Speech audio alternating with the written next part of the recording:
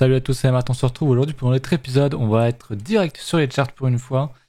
Et on va commencer avec BTC, on va parler un petit peu des alts, mais ce qui va beaucoup m'intéresser aujourd'hui c'est BTC, Ether comme d'hab parce que ça bouge quand même beaucoup. Donc on va commencer tout de suite. BTC, je vous le disais, quand on était là, il y avait un très bon achat à faire. Je vous l'avais montré la dernière fois en vidéo, il y avait un genre, je sais plus, un 5 ou un 7 de risk reward à prendre. J'avais dû prendre ça un petit peu comme ça, mettre un stop tout ce niveau-là. On avait un truc comme ça, mais encore en plus serré. Et le truc est passé. On est venu chercher les deux LP.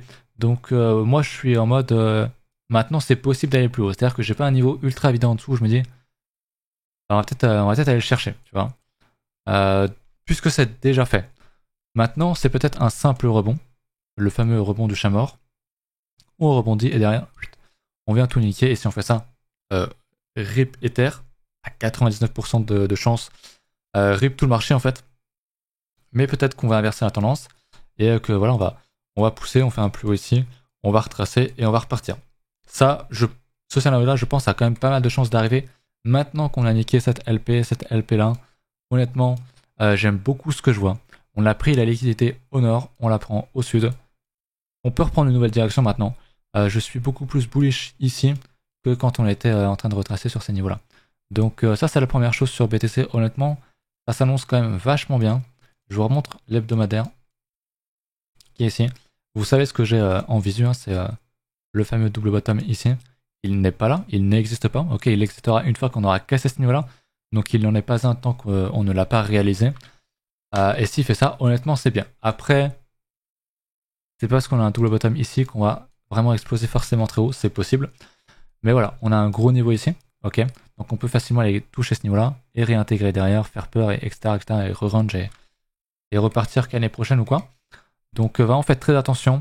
On est dans le Vegas Hebdo, du coup on la retag. Et si on y retourne, qu'on va rechercher les 29-30K, et ben c'est pareil, on sera toujours là-dedans. Donc attention, ce sera vraiment des grosses prises de profit assez proches, en vrai quand même. Maintenant, si vous êtes là pour du DCA, pour du long terme, encore une fois, c'est pas une zone qui est idiote pour faire du DCA, que ce soit sur BTC, sur les alts, tant que vous comprenez et que vous êtes prêt à voir votre portefeuille faire au moins 50%. Voilà. Très clairement, il vaut mieux investir ici que dans une phase parabolique ici. Mais alors qu'on est à peu près au même prix. Mais voilà. Maintenant qu'on l'a retracé, honnêtement, le marché est quand même beaucoup plus sain. Il y a beaucoup moins de choses, il y a beaucoup moins de monde, moins de projets de merde qui se lancent. Donc c'est une très bonne chose. Ça c'est pour BTC. En H4, on passe au-dessus du Vegas. Au H1, je vous avais dit, hein, sur le H1 que je voulais voir éventuellement un retest sur le Vegas, ça pourrait être pas mal, c'est autour des 20K. Donc un retest de ce niveau-là, ça me semble pas impossible du tout. Ça pourrait être un bon achat pour du 15 minutes ou même un peu au-delà. Donc c'est à surveiller. Au niveau du funding, on a quand même on avait pas mal de funding négatif ici, hein. Je parlais de cette pression vendeuse qui était ici. Je parle bien de pression vendeuse. Je sais que beaucoup font l'erreur, mais un funding négatif ne veut pas dire qu'il y a plus de short que de long. C'est une aberration de dire ça, en fait c'est impossible puisque pour chaque achat, donc pour chaque long, il y a un short qui s'ouvre en fait. C'est juste une histoire de pression en fait, où il y a beaucoup plus de pression short que long ici. Voilà. Voilà au niveau du CVD. Donc c'est les ordres en market, ça remonte quand même pas mal. On revient sur ces niveaux-là. J'aime bien ce que je vois, mais après c'est sur les dérivés. Sur le spot, ça a un peu de mal à arriver, mais c'est en train de... On voit qu'on casse une belle trend là. Donc on est en tendance. Donc j'aime bien ce que je vois. Honnêtement, pour moi, j'ai déjà dit il y a quelques jours, mais je suis quand même beaucoup plus enclin à chercher un achat ici qu'une vente, je l'avais dit. Mais même pour... je pense qu'il y a plus de chances qu'on casse les 24-25K que les 17. Voilà. Je pense en tout cas que c'est à... Bon, je suis plus aussi, certes, mais on est plus sur du 50-50. Ok, on est plus sur du 50-50, alors que quand on était... même ici, je pensais pas du tout qu'on allait repéter ce niveau-là. Je vous l'avais dit, hein, on était plus sur du short ou prise de profit. Et je pensais vraiment qu'on allait casser ce niveau-là, voire celui-là. On a fait les deux. On a un beau rejet. Maintenant, voilà. Est-ce que c'est un dead cat bounce? Donc, trend baissière, rebond du chat mort, et on va crever. Ou alors est-ce qu'on va construire petit à petit pour revenir recasser plus haut? Je pense que c'est possible, et je pense même qu'un très bon scénario serait de casser les 25K, de venir rechercher les 27 à 30K, refaire FOMO les gens pour les massacrer derrière. Donc on fait un truc comme ça, et derrière, on réintègre, les gens ont peur, on reconstruit, et on repart ou pas d'ailleurs. Mais voilà un petit peu le plan, la vision que j'ai sur les prochaines semaines. Un petit tour sur les CME, donc les gaps. Je les avais tracés depuis très longtemps. On est revenu rechercher des vieux niveaux que je vais maintenant pouvoir mettre comme ceci. On est venu rechercher ce niveau-là, qui était le niveau le plus bas que j'avais tracé. Je l'avais dit à l'époque, hein, les 10K, etc. On ne viendra jamais chercher les 9K. Je crois qu'il y en avait même un. Il y en a un en H4 qui était ici. Qu'on n'est pas venu rechercher à 3000. On n'ira jamais le rechercher. Ou alors c'était là-dedans, je sais plus trop. Mais on est venu rechercher des beaux niveaux. On est venu rechercher sa structure finalement, qu'on a fait en décembre 2020. Donc avec un beau gap, on est venu pile dedans. Vraiment parfaitement comblé. Et du coup maintenant, bah, on en a d'autres au nord à aller combler. On a un très beau gap ici, typiquement. Voilà, pour moi, ici, c'est une très bonne zone de prise de profit. Vraiment, prise de profit là-dedans. Si vous avez acheté ici ou plus bas. Et on voit d'ailleurs sur le CME, on est venu vraiment... on est venu même faire un plus bas ici. Hein. J'avais pas vu, mais on a fait carrément un plus bas. Admettons, t'achètes même au prix actuel, voilà, ça te fait un 2 de R. Et si t'avais acheté, là, on l'avait acheté sur le TD9, admettons, bon, ça te faisait un R de malade. Mais j'aime beaucoup ce qu'on a là. Vraiment, si on va à 28K, très grosse prise de profit là-dedans. Tendance de fond, toujours bearish, on ne l'oublie pas. Même si on a potentiellement un bottom ici, la tendance de fond est quand même pas très bonne. Donc si vous êtes là pour du moyen court terme, on prend ces putains de profits, ok, et rien d'autre. On en a un autre aussi un peu plus haut, qui va être ici. Hop. Donc là, on est sur du 35K à peu près. Pas du tout impossible qu'on vienne rechercher ces niveaux-là pour moi. Ce serait même parfait pour faire FOMO les gens. Je pense que pour faire FOMO les gens, 30K ce serait pas assez. On va pousser sans doute casser ce niveau-là, prendre la liquidité qui est là. Donc de ce niveau-là, je sais pas si vous voyez très bien sur YouTube, mais là il y a un beau niveau. Voilà, et cassé, on prend les mèches, on va à 35K, on bute sur la structure et il y a plein de gens qui sont to the moon à nouveau. Et tout simplement on ferait un truc comme ça, tu vois. Hein. Admettons on construit un truc comme ça, tac, on fait ça et boum. On massacre tout le monde et puis on repart plus tard. Ça c'est un truc à surveiller. Voilà, billet plutôt haussier pour ma part depuis quelques temps, vous le savez. Mais prise de profit, franchement, si tu prends pas de profit à 28K, à 35K, t'es une merde. Je parle bien pour des gens qui font du trading court terme, moyen terme. Si vous êtes en DSA et vous dites que ok c'est du BTC, j'en veux pour les 5 prochaines années, va pas vendre du BTC sur du plus 30%. Tu peux bien sûr, mais c'est un peu aberrant. De toute façon, si vous faites du DCA, regardez pas les charts en daily. Regardez pas le H4, regardez l'hebdo, et honnêtement, ça suffit largement. Vraiment. Donc voilà pour ce petit point. Est-ce que j'ai autre chose à évoquer au niveau du SP? Je crois qu'on se reprend un petit peu effectivement. On bute ici, donc c'est cool. Maintenant, il faudrait vraiment, ce qu'on veut vraiment voir pour reparler vraiment d'une tendance haussière, c'est faire un nouveau high. On a un creux, on a un higher low, on veut faire un higher high, et si on fait ça, et ben c'est super tendance haussière et ça devrait vraiment bien se ressentir sur les cryptos. Et c'est ce que je pense qui devrait arriver. Après, je ne suis pas Madame Irma, bien sûr, même si des fois on dirait, des fois pas du tout. C'est un peu le marché, c'est un peu comme ça. Coinbase se reprend en micro-stratégie, j'imagine aussi. L'or, j'imagine, range. Alors, l'or, vraiment, je vous l'ai déjà dit, mais ce niveau-là, je peux pas le payer. C'est impossible pour moi, ça sent trop la mèche. Ça sent trop la mèche. Donc j'attendrai vraiment qu'on... Pour moi, il y a deux plans pour acheter de l'or. Je vous rappelle que l'or peut s'acheter sur FTX et sans doute d'autres exchanges en crypto. Pour moi, c'est soit on réintègre, enfin on casse et on réintègre très vite, et auquel cas, ok, c'est un très bon signal. Ou alors on casse ce gros niveau-là. Pour moi, c'est vraiment les deux scénarios où je pourrais acheter de l'or. Pas autrement. Sachant que c'est une charte qui est en hebdo, voire mensuel, donc ça prend vraiment du temps. Vous n'allez pas faire x500, déjà vous ne pourrez pas faire de x500 sur l'or, et surtout pas en un an. Au niveau du dollar, il corrige, ouais vite fait, hein, depuis 2-3 jours, où le marché se reprend, c'est normal, mais honnêtement, c'est vraiment le gros point négatif pour moi. Vous le savez, le dollar qui devient très fort, ce qui est pas très bon, c'est un actif refuge, je vous rappelle, contrairement à ce qu'on pourrait penser. Les gens restent en fiat quand il y a de l'incertitude, donc dans le dollar, et on va pas aller sur des cryptos ou même l'or. L'or, bon c'est bien, mais c'est pas non plus le truc le plus refuge qui existe, contrairement aux idées reçues. Le dollar, c'est bien mieux, c'est le fiat, voilà. Sauf s'il y a une grosse crise vraiment sur la monnaie, mais en temps normal, non.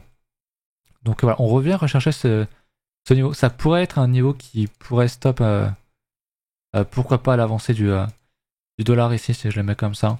Pourquoi pas. On pourrait avoir un top ici et voir quelques semaines dans le vert sur nos cryptos si on chute un petit peu sur le dollar. Mais en l'état, c'est quand même, enfin, je veux dire, la structure, ça me fait un petit peu penser comme ça à Ether BTC. Vous savez, cette grosse structure, consolidation en cassant en haut. Je sais pas si vous voyez ce dont je veux parler, mais ça ressemble un peu et j'aime pas du tout dans le cas du dollar. Honnêtement, je suis pas trop fan. En parlant de l'Ether, c'était ici. Ether, très très grosse pression à la vente, on le voit grâce au funding. J'en parlais déjà ici où c'était sans doute un meilleur buy d'acheter que de vendre, même si j'avais du mal parce qu'on n'avait pas un retracement qui était assez important pour ma part. Il n'empêche qu'on fait un plus haut sur le CVD en dérivé, ce qui est un peu tôt. Je ne suis pas encore sur le spot, mais dès qu'on fera un plus haut sur le spot et sur le cours, je serai extrêmement bullish sur l'Ether. Et honnêtement, c'est pas mal. Honnêtement, l'Ether est vraiment très fort. Je pense vraiment. Je sais pas ce que va faire BTC, mais je le redis. Mais ça se voit sur le chart en dollars, mais ça se voit aussi et surtout sur la chart en BTC. Je vous le dis depuis longtemps, mais ce graphique-là, les amis, c'est pas le bon. C'est en dollars. Voilà. Ce graphique-là est très, très, très, très, très bullish. Pour l'instant, c'est de la prévision. Mais si on casse ce niveau, et on n'est pas loin de le faire, franchement, on réattaque encore la rési, on la casse, ça sent vraiment la cassure. Ça sent vraiment la cassure, et je sais pas quand quelle sera la news ou sur quoi les gens voudront absolument l'expliquer, alors que c'est débile. Mais si ça casse, je vois vraiment un Ether aller assez haut, être beaucoup plus fort que BTC, et les alts également en profiter. Ça pourrait être le merge, la narrative. Maintenant, je pense que c'est quand même assez pricé. Le merge, en vrai, en soi, on s'en fout. C'est plus les étapes suivantes qui vont compter parce que là, on passe juste, entre guillemets, juste sur du POS. Vraiment, personnellement, ce que j'attends vraiment pour qu'Ether soit vraiment utilisable, scalable, etc., c'est les prochaines mises à jour où il y aura une rapidité accrue et surtout des frais extrêmement réduits. Donc, c'est pas le cas pour l'instant et le merge ne changera rien à cela. Pour l'instant, en tout cas, ça va prendre encore quelques années. Mais ouais, ce truc-là, franchement, c'est tellement bullish, je le redis, mais si on casse ça et qu'on a un beau setup sur Ether, franchement, il faudra passer à l'achat. Malgré la situation économique actuelle, je sais qu'il y a beaucoup de fils et tout, mais comme j'ai déjà dit, et je le répète encore une fois, les charts ne mentent pas, mais votre compréhension des news, votre analyse des news et la logique que vous en tirez derrière, oui. L'humain se ment à lui-même, les charts, non. Voilà. C'est mon avis. Vous êtes libre de l'accepter ou non. Mais c'est comme ça que je vois les choses. Et comme j'ai déjà dit, les crises posent souvent des bottoms. Les guerres aussi. Et je pense que on pourrait avoir encore on pourrait très bien avoir un marché qui se reprend. Et ne pas faire des PIB incroyables, avoir encore un petit peu de pas mal de chômage, d'inflation, etc. Et pourtant qu'on montrait. Donc attention à ça. Les marchés ne sont pas logiques, ok. C'est le premier truc qu'on apprend sur les marchés, je pense que vous l'avez tous déjà lu quelque part. Les marchés ne sont pas rationnels, ok. Et pourtant tout le monde essaie de rationaliser les marchés. Donc faites vraiment, vraiment, vraiment attention à ça. C'est bien le fonda, mais si vous avez le technique en plus, bah franchement c'est jackpot, tout simplement. Et des fois, là, il y a l'un qui part sans l'autre, et inversement. Bref, voilà pour Ether, je suis très, très, très, très, très chaud. Pour Ether, je pense vraiment qu'il va nous faire un très bon truc. Merge ou pas, je pense bien sûr qu'il pourrait bien sûr nous venir reprendre un petit peu de liquidité ici, revenir et repartir derrière. Ça pourrait être un scénario possible, mais Ether, je le sens bien, je le sens vraiment beaucoup plus fort que BTC. C'est un peu mon pari. Il n'y a pas de setup parce qu'on n'a pas encore cassé sur Ether et BTC, mais ça se sent comme je sais pas quoi, mais ça sent très bon. Honnêtement, ça sent très très bon. C'est le feeling, peut-être que le feeling sera pourri et qu'on va juste se faire défoncer sur Ether BTC. Mais moi je le sens plutôt bien. Voilà. On va regarder, je voulais voir quelques alts que vous m'aviez proposés. Il y avait le NIR, faut que j'aille dans les cryptos. Le NIR est pas mal, on a cassé un bon niveau. Bon, c'est quelque chose qu'on fait sur un peu toutes les cryptos, hein, cette structure-là. Donc c'est cool, franchement, il y a un bon achat à faire ici ou sur un petit retest en prévision de casser ce double bottom là. On fait un petit double bottom dans un potentiel plus gros double bottom. Donc c'est bien, c'est les structures qu'on avait avant le précédent bull run. Hein, si je vous remonte, je sais pas s'il y aura. Alors, pour le coup, c'était quand? C'était en 2000, c'était 2000-2020. On l'avait pas forcément ici, mais souvenez-vous sur tout ce qui était WTC, etc. Je vais vous le remontrer. Je reprends le WTC. Avant la hausse, on avait des trucs comme ça. Voilà. On avait ça. Bon, la chart est pas très belle, mais on avait des trucs comme ça, quoi. Donc, oui. Oui, oui, oui, oui, oui. Et en plus gros, on avait. Bon, il y avait la grosse chute Covid, mais derrière, voilà, on a fait des bails comme ça. Donc, on pourrait très bien consolider à nouveau et repartir à la hausse sur les cryptos, pas forcément aussi fort, aussi longtemps, mais moi, en tout cas, j'y crois. Je voulais voir une alt qui pétait beaucoup, c'était le Loom, qui fait beaucoup de mèches. J'aime pas trop ça, mais qui a l'air de plutôt bien péter et de revenir. Putain, il a bien pété lui. Hein. Il y a des mèches de partout sur le Loom, chose que je regrette un peu. Mais on a retracé pas mal, je pense. On a retracé 61.8. Très clairement, je n'irais pas acheter ici, même si on laisse une belle mèche. Mais ça bouge, franchement, très compliqué les mèches. Moi, j'ai beaucoup de mal. Après, voilà. Qu'est-ce qu'on voit, c'est qu'on casse. Faudra confirmer en clôture. Mais on casse une très très bonne LP ici. Voilà. Donc c'est cool. Il y a beaucoup de volume à la cassure, il y a beaucoup de volume à l'intérieur. C'est bien, c'est bien, c'est bien. Après, ça m'a l'air de manquer de liquidité. Assez étonnamment, le Loom, parce qu'il me semble que c'était quand même un gros truc. Alors c'était peut-être plus à l'époque que maintenant, peut-être que c'est devenu un has-been, le Loom, je vous avoue que je sais pas trop. Mais voilà. Le Dot, je l'avais mis dans ma liste perso, je crois. Euh, je crois parce que j'aimais beaucoup. On a vu le NIR. Le NIR a quelques jours d'avance, je dirais, sur le Loom. Hop. Mais on est en train de casser. Pour moi, c'est un achat qui est possible. Vu le potentiel sur Ether et le reste, pour moi, le Loom, il y a moyen d'aller choper un bon trade, un truc comme ça. Techniquement, le stop devrait être là, mais ça te fait un trade qui est pas incroyable, sauf si tu vises vraiment une cassure et qu'on vienne retester, voilà, pourquoi pas le Vegas ou même pourquoi pas des niveaux ici. Auquel cas, oui. Si tu vises long, pour moi, c'est quelque chose qui se fait. J'aime beaucoup le dot à surveiller. Après, si t'as vraiment un profil très très risqué, t'achètes ici, t'as un stop qui est très proche, genre là où j'ai mon curseur. Et ça peut être potentiellement très rentable. Mais le dot, je valide. Je valide beaucoup cette structure qu'on casse. On a beaucoup retracé. On a retracé combien? Je pense qu'on est au moins à 61.8. On va même être à 78. On est quasiment à 78.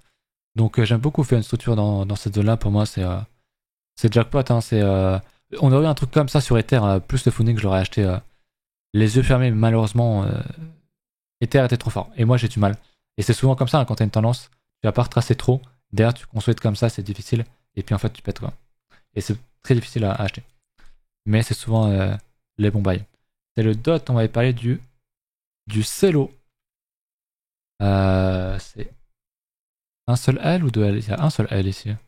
Pareil, double bottom un petit peu divergent. Je pense qu'en H4, on a pas de divergence. Alors, en daily, pas vraiment. Bon, quand même, on a un momentum qui remonte. J'aime bien, on a beaucoup retracé. On est venu prendre pareil. Toutes ces mèches de merde, on a tout pris là. Bam, on a fait une petite mèche. C'est parfait pour moi, on est prêt à repartir. Et c'est pareil, je veux dire, pour moi, dans ce genre de phase, t'as un achat ici. Potentiel, je vous dis pas de le prendre. C'est juste, voilà, encore une fois, une idée de trade avec un stop large ici. Tu vas rechercher les plus hauts, bah t'as un bon 2 de R, ce qui est très bien. Si tu veux avoir un profil un peu plus risqué, tu peux remonter un petit peu le stop, genre sous le 50 ou 61.8 de retrace. Ouais, je l'ai mis sous le 61.8. Voilà, ça fait un meilleur R au risque de voir une mèche te prendre avant de repartir. Ça arrive, c'est les cryptos. Ça arrive beaucoup. Donc attention à votre gestion du risque. Mais en hebdo, on pourrait valider un double bottom hein, sur le cello. Je veux dire, on n'y est pas encore du tout. Encore une fois, c'est possible. Ce qu'on voit en daily est beau. Et s'il se valide, on pourrait être amené à valider un très beau truc sur de l'hebdomadaire. Mais pour l'instant, ce n'est pas le cas. J'insiste là-dessus. Je suis bullish, oui. Mais faut être prêt à partir très vite. Hein, si Bitcoin enterre tout le monde et qu'on fait ça sur le cello, faut se barrer avant, faut se barrer ici quoi. Donc voilà. C'est à peu près tout. Ah, le Chili's aussi. Le Chili's, je crois que lui par contre a 2L. On peut pas l'avoir. Bon, je vais le regarder comme ça. Ok. Il se passe un truc intéressant sur le CHZ. de mon point de vue, c'est que déjà on l'a retracé 88.6, même au-delà, donc ça c'est toujours un plaisir. Mais ce que j'aime bien, c'est qu'on a retracé, on a réintégré ce gros niveau, et j'aime beaucoup ça. J'aime beaucoup ça. Alors il y a un TD9, là j'irai pas acheter ici, mais vous le savez, un petit retest comme ça, c'est souvent un très bon achat. D'ailleurs, j'irais plutôt le placer comme ça, cette zone, hop, voilà, c'est un peu plus juste. Si on revient sur ce niveau-là, pour moi, il y a souvent un très bon achat, ce que je vous expliquais, pardon, il y a quelques temps maintenant, quand tu as un gros range. Tac, tac, tac, tac, tac. Alors, peut-être pas aussi gros, que tu casses et que tu réintègres. Tu fais souvent un très grand mouvement, très fort comme ça. Et parfois, on vient retester ce niveau-là, et c'est souvent une très bonne entrée. Et on a un petit peu ce cas-là aussi. Alors, on n'a pas eu 4 tests avant, c'est juste un double ici. Mais on monte vraiment en V-bottom. Et c'est souvent ces trucs-là où c'est très dur à acheter parce que t'aimerais qu'on revienne ici sur les niveaux. Mais en fait, on n'ira pas et on va sans doute faire un truc comme ça. Et si on fait un truc comme ça sur du daily ou du H4, dans cette zone-là, il y aura sans doute un achat à faire. C'est un stop que j'aime bien. Avec un stop assez proche, techniquement. Maintenant, si t'achètes, je sais pas moi, t'achètes ici. Et que théoriquement, le stop est là, mais il est quand même très très large. Derrière, si tu vises, bah, je sais pas, le haut du range qui est ici, ça te fait quand même un 5 de R. Donc, en vrai, c'est validé. En vrai, je valide. Donc, ça jette bien, j'aime beaucoup. Il a pas la même gueule que les autres, vraiment. Et c'est une très bonne chose, mais j'irai pas acheter ici. J'aimerais vraiment qu'on revienne voilà, sur le niveau de structure ici. À 0,15 par exemple, ça me semble être un prix beaucoup plus abordable pour acheter plutôt qu'ici. Même si on n'y va jamais, je veux dire, on peut très bien to the moon et puis tant pis, tu vois. Mais je préfère prendre un retracement sur ce niveau qui me semble très important. D'expérience, ce genre de choses, je le vois souvent et ouais, souvent on fait un truc comme ça et bam. Voilà. Voilà pour le CHZ. Est-ce que j'ai autre chose à montrer? Je ne crois pas. Je vous ai parlé du dodo, du compound, je crois, les fois précédentes et j'ai rien à vous montrer. Il y a peut-être un truc qui bougeait, c'était le AMB. Mais le AMB, je vous l'avais dit, hein, listing BUSD plus un autre exchange. Donc un bon moment pour TP comme le Loom d'ailleurs, si vous étiez piégé dedans. Parce qu'on ne sait pas ce qui peut se passer. On peut encore close la semaine, même s'il ne reste que 8 heures ici. On peut la close ici. On pourrait même la close ici. Ok, tout est possible. Peu probable, mais possible. Donc pour ça, prendre des profits si vous êtes lourd là-dessus, que vous étiez piégé, alléger votre position de moitié, ça me semble pas débile du tout, par exemple. Voilà. Écoutez, c'est tout pour moi pour aujourd'hui. Je ne serai pas présent la semaine prochaine puisque je suis à la Binance Blockchain Paris Week. Je sais pas comment est-ce qu'ils l'ont appelé exactement. Je crois que c'est un truc à la rallonge dans le genre. Je sais pas si certains d'entre vous y seront. Dans tous les cas, checkez-moi sur Twitter. Je ferai quelques petits tweets. Et puis voilà, peut-être qu'on aura l'occasion de se croiser à quelques side events. Ça pourrait être sympa. Je vous reparle de tout ça sur Twitter. Donc mercredi, pas de vidéo. Vendredi, je ne pense pas. Je ne serai pas encore rentré. Peut-être le samedi. Mais je pense que j'attendrai tout simplement le dimanche. Voilà. Je vous souhaite une très bonne fin de week-end. Un très bon Z-Event pour ceux qui regardent la fin du Z-Event. Et puis une très bonne semaine pour la semaine prochaine. Salut!